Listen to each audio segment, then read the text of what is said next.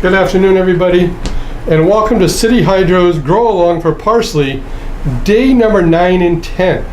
Again, we're combining some of the Grow-A-Longs days into 2 days into 1 day, only because it's a repetitive process because there's such slow germination rates. In fact, we just finished up and pulled out the leek and the borage because they were ready, and now I'm going to tell you, I'm going to pull this lid off, and wow.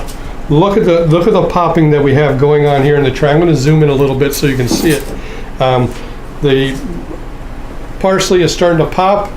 It's starting to look like life is happening inside the tray, where I know everybody's a little worried about it.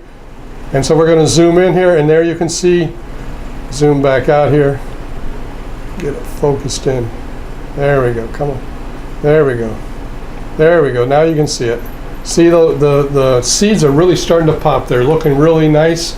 So we're going to give it a Earl Stry paint job watering, and then it'll be back under germination.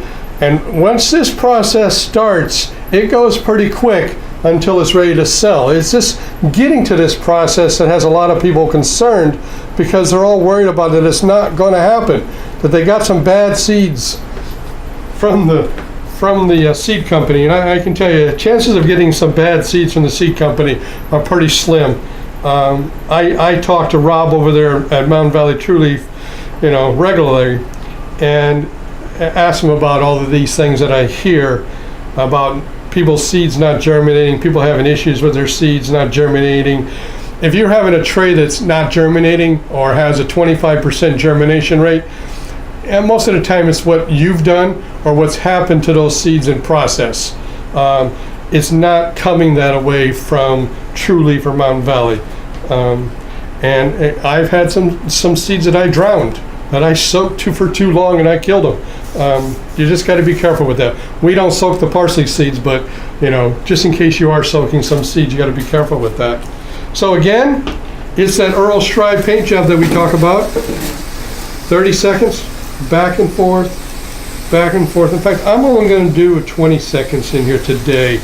Only because there's quite a bit of water built up in the bottom, and there's still a lot of moisture in the tray. So, like I like to say here, that's not written in stone. We're dealing with Mother Nature, so you got to have a little flexibility there. Once you get into that zone, once you get that feeling with plants, it'll come pretty second nature to you on how much water to give it, if you're overwatering, underwatering. It seems like a lot of people's thought is that when they see a plant that's sick, or they see a plant, they think, oh, I need to give it water. And 9 times out of 10, it's the fact that you don't need to give it more water. You actually need to give it less water, and that you've overwatered it. We still have a lot of water building up in the bottom of the tray here. The pads aren't floating, but it's starting to build up in the bottom of the tray, and you can see it down there.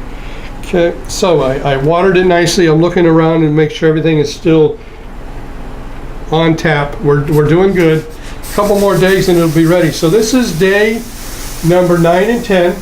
We'll come back on day 11, and I think we might be putting it back up on the rack on day 11. We'll have to wait and see. Don't second guess Mother Nature. So I'm putting the lid back on it after a 10-second spraying. It's back up onto the germination rack. I'd like to thank everybody for stopping by, and happy growing.